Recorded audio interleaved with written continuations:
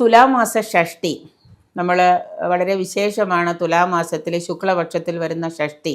ഇപ്പോൾ ഷഷ്ടി നോൽക്കുന്നതൊക്കെ എല്ലാവരും സാധാരണ ചെയ്യാറുണ്ടെങ്കിലും നമ്മൾ ചൊവ്വാദോഷം, കുജദോഷം മൂലം വിവാഹ തടസ്സം മാറാനും അതുപോലെ തന്നെ സന്താനങ്ങളുടെ ഉയർച്ചയ്ക്ക്, സന്താനങ്ങൾക്ക് എന്തെങ്കിലും അരിഷ്ടതകളോ ബുദ്ധിമുട്ടുകളോ ഒക്കെ ഉണ്ടെങ്കിൽ സന്താനങ്ങളുടെ ഉയർച്ചയ്ക്ക്, അതായത് അവരുടെ രോഗദുരിതങ്ങളൊക്കെ മാറി അവർക്ക് നല്ല ഒരു ഉയർച്ച ഉണ്ടാവാനും ഒപ്പം തന്നെ ഉദ്ദിഷ്ട കാര്യസിദ്ധിക്കുമൊക്കെ നമുക്ക് ചെയ്യാൻ പറ്റുന്ന ഒരു വ്രതമാണ് തുലാമാസത്തിലെ ഷഷ്ടി.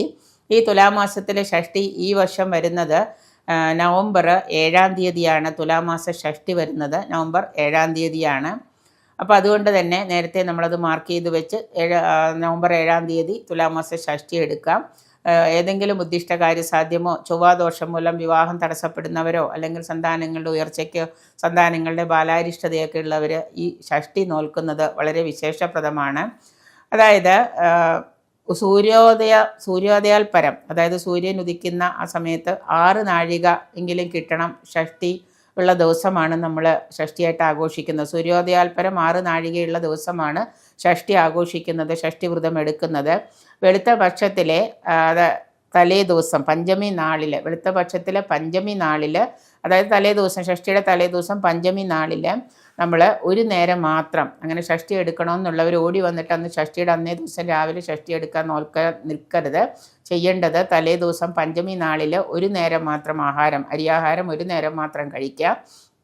അങ്ങനെ ഒരു നേരം ഭക്ഷണം കഴിച്ച് സുബ്രഹ്മണ്യ ഭജനവുമായിട്ട് അന്നേ ദിവസം കഴിയണം. സുബ്രഹ്മണ്യ ഭജനം കഴിക്കാം, സുബ്രഹ്മണ്യ ക്ഷേത്രത്തിൽ പോവാം. പിറ്റേ ദിവസം ഷഷ്ടി നാളിൽ രാവിലെ എഴുന്നേറ്റ് പ്രാതസ്നാനമൊക്കെ കഴിഞ്ഞതിന് ശേഷം സുബ്രഹ്മണ്യ ക്ഷേത്ര ദർശനം, മുരുകൻ്റെ അമ്പലത്തിൽ പോവുക, മുരുകനെ പൂജ ചെയ്യുക, ഭസ്മാഭിഷേകം നടത്തുക, അതുപോലെ തന്നെ പനിനീരഭിഷേകം നടത്തുക.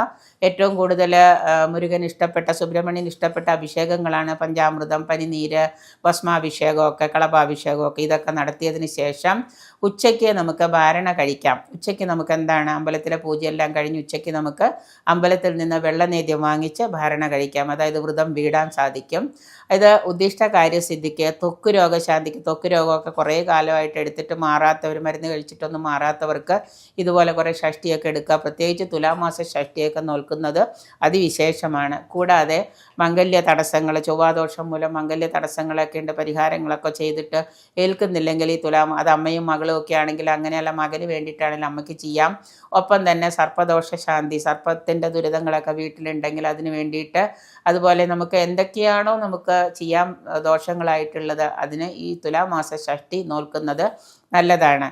ഇനി അതിന് വേറൊരു വിധി ഉള്ളത് എങ്ങനെയാണെന്ന് വെച്ച് കഴിഞ്ഞാൽ 9 വർഷം കൊണ്ടും, 9 ദിവസമല്ല 9 വർഷം കൊണ്ടും നമുക്ക് ഇങ്ങനെ ചെയ്യാം. അതായത് ഇപ്പോൾ ഈ വരുന്ന തുലാമാസ ഷഷ്ടി നോറ്റ് കഴിഞ്ഞതിന് ശേഷം വരുന്ന വൃശ്ചിക മാസത്തിൽ ആരംഭിച്ച് അടുത്ത വർഷം തുലാമാസത്തിൽ അവസാനിക്കുന്ന വിധത്തിലും നമുക്ക് 108 ഷഷ്ടിയായിട്ട് നമുക്ക് ഈ രീതിയിലും ഈ വ്രതം അനുഷ്ഠിക്കാം, ഷഷ്ടി വ്രതം അനുഷ്ഠിക്കാം.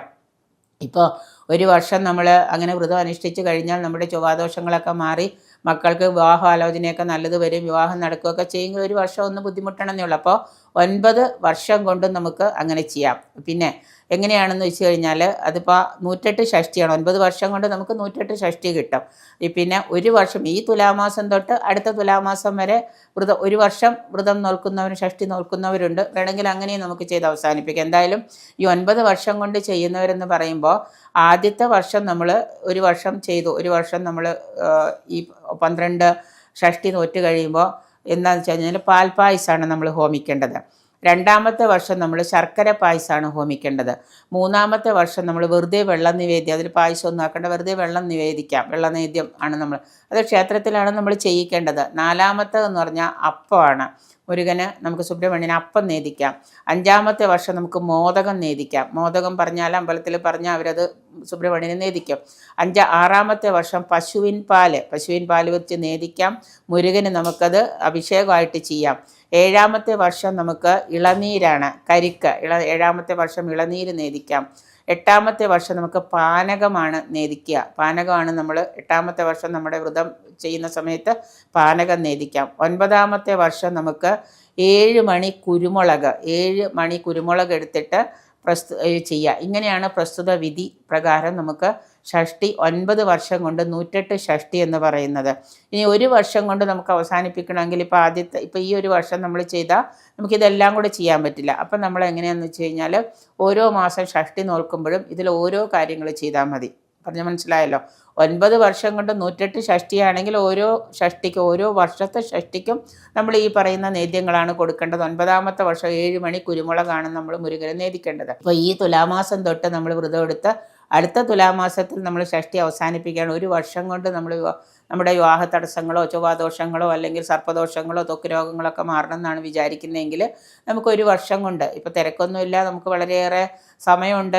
കുട്ടിക്കാലത്ത് ജാതകം നോക്കിയിട്ട് ജാതകത്തിൽ ഇങ്ങനെയുണ്ടെന്ന് തോന്നുകയാണ് 9 വർഷം കൊണ്ട് വെക്കുമ്പോഴേക്കും 10 വയസ്സുള്ള കുട്ടിയുടെ അമ്മയോ അല്ലെങ്കിൽ കുട്ടിയോ ഈ പറയുന്ന രീതിയിൽ അമ്മയോടൊപ്പം ഷഷ്ടിക്ക് കൂടെ നിൽക്കുകയാണെന്നുണ്ടെങ്കിൽ 10-20 വയസ്സാകുമ്പോഴത്തേക്കും ആ കുട്ടിയുടെ ആ ദോഷങ്ങളൊക്കെ മാറി അമ്മയുടെയും കുഞ്ഞിൻ്റെയും നല്ല ഒരു ഭാവി ഉയർച്ച ഈ ഷഷ്ടി നോൽക്കലുകൊണ്ട് വരും. ഇനി അതല്ല നമുക്കൊരു വർഷം കൊണ്ടാണ് ചെയ്യേണ്ടതെങ്കിൽ ആദ്യത്തെ മാസം പാൽപ്പായസം നേദിക്കുക, 2ാമത്തെ മാസം ശർക്കര പായസം നേദിക്കുക, 3ാമത്തെ മാസം വെള്ളനേദ്യം, 4ാമത്തെ മാസം നമുക്ക് അപ്പം, 5ാമത്തേതിൽ മോദകം, 6ാമത്തെ വർഷം പശുവും പാൽ, 7ാമത്തെ വർഷം ഇളനീര്, 8ാമത്തെ വർഷം പാനകം, 9ാമത്തെ ഇതിൽ അതായത് അപ്പോഴേക്കും 12ാമത്തെ തികയും. ആ സമയത്ത് നമുക്ക് 7 കുരുമുളക് എടുത്ത് നേദിച്ച് വിധിപ്രകാരം നമുക്ക് പ്രസ്തുത വിധിപ്രകാരം ഇത് അവസാനിപ്പിക്കാം ഈ വ്രതം. ഇങ്ങനെ ഷഷ്ടി നോൽക്കുന്നത് ഉദ്ദിഷ്ട കാര്യസ്ഥിതിക്ക് ഏറ്റവും വളരെ വിശേഷപ്രദമായിട്ടും ഉത്തമമായിട്ടുള്ള ഒരു പരിഹാരമാണ്.